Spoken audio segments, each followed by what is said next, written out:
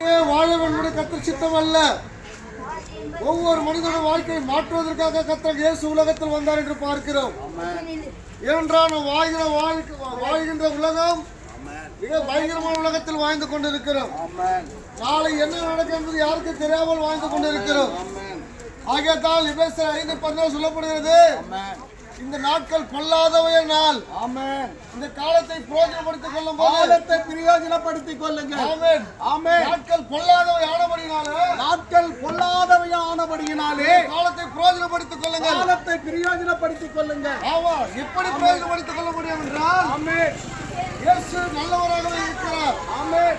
ஆக ஒவ்வொரு மனிதன் வாழ்க்கையில கைவிடப்படும் போதும், திக்கற்ற நிலையில் விடப்படும் போதும், ஆமென், அனாதை ஆக்கப்படும் போதும், ஆமென், உதவியற்ற நிலையிலே இயேசு அவர்களை தேடி வருகிற தேவனாக என்று பார்க்கிறோம். அல்லேலூயா. அப்படிதான் இன்றைக்கு எங்களை தேடி வந்த தெய்வம் ஆமென். இன்றைக்கு உங்களை தேடி வந்திருக்கிறார். உங்கள் பகுதியை தேடி வந்திருக்கிறார். ஒரு காலத்தில் அற்பமா எண்ணப்பட்டு தள்ளப்பட்டு ஒன்றுக்கு உதவாதவர்களை கத்த தேடி வந்தார் என்று பார்க்கிறோம். ஒரு காலகட்டத்தில் நாங்கள் அப்படி இருந்தோம். இதே பகுதியில ஒரு துஷ்ட மனிதனாக வாழ்ந்து கொண்டிருந்தோம். எங்களை தேடி வந்து இயேசு, வாழ்வளித்த இயேசு, அந்த இயேசு, மாறாத இயேசு இன்றைக்கு உங்களை தேடி இயேசு வருகிறார்.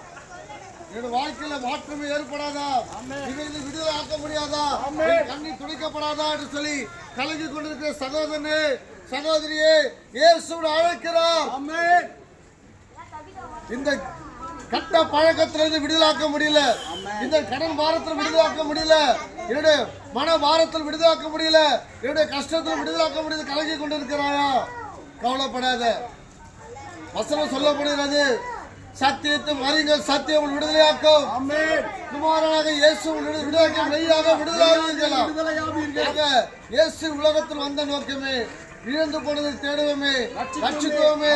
மனுஷகுமார இயேசு உலகத்தில் வந்தார். இயேசு கிறிஸ்துவை நீங்கள் சொந்த ரட்சகரை ஏற்றுக்கொள்ளும் போது கூடாதது, நடக்காதது, ஆகாதது என்று சொல்லப்பட காரியங்கள் எல்லாம் ஆகும். ஆமென். மனுஷனால் கூடாதது தேவனால் எல்லாம் கூட சொல்லப்படுகிறது. பிரியமானவர்களே, நாங்கள் இங்க வந்தது ஒரு மதத்தை சாதிப்பதற்காக அல்ல. இயேசு கிறிஸ்து அதற்காக வரல. ஆமா, எந்த மனிதன் நன்றாக வாழ வேண்டும் என்பதற்காகவே, அழகாக இருக்க வேண்டும் என்பதற்காகவே இயேசு மனிதனை தன்னுடைய ரூபத்தின்படி தன்னுடைய சோபத்தோடு சிருஷ்டித்தார். மனிதன் ஆசீர்வாதத்தை இழந்து தன்னுடைய சுய சிந்தனையில போயிட்டு அகப்பட்டுக் கொண்டான் என்று பார்க்கிறோம். அவனை மீட்டெடுப்பதற்காகவே 2000 ஆண்டுகள் முன்பாக இயேசு உலகத்தில் வந்தார் என்று பார்க்கிறோம். அப்படியாக தான் ஒரு மனிதன் 38 வருட காலமாக படுத்தப்படுக இருக்கிறான் பார்க்கிறோம். அவனை கொண்டு போவதற்கு ஒருவரும் இல்லை, விசாரிப்பதற்கு யாரும் இல்லை.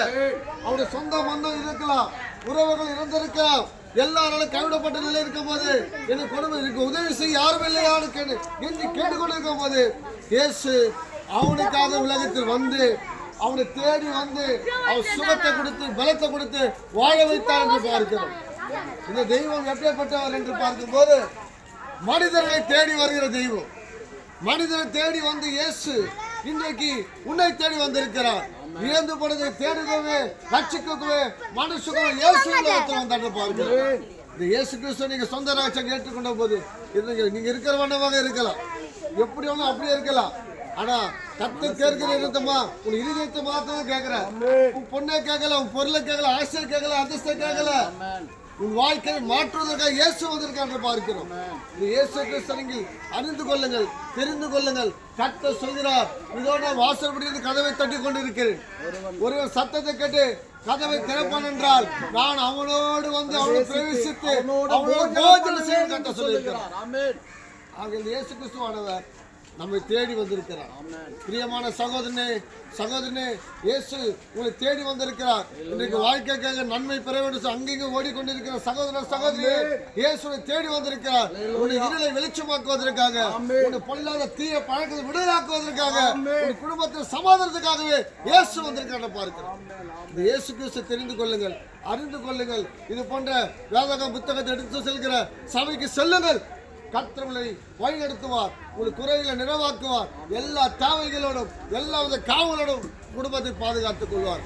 அப்படி இல்லை என்றால் நாங்கள் இதே சாலி நகர் கலாத்திரத்தில் வந்திருக்கிறோம், ஷாலோம் சமாதான பிரேயர் ஹவுஸ் என்று சொல்லி அங்கே வந்திருக்கிறோம். அங்கிருந்து வந்திருக்கிறோம். நீங்கள் அங்கே வருவீர்கள் என்றால் உங்களுக்கு இலவசமாக ஜெபிப்போம். கர்த்தர் ஒரு விடுதலை கொடுப்பார். கர்த்தர் தான் உங்களை ஆசீர்வதிப்பாராக. God bless you. Amen, amen, amen.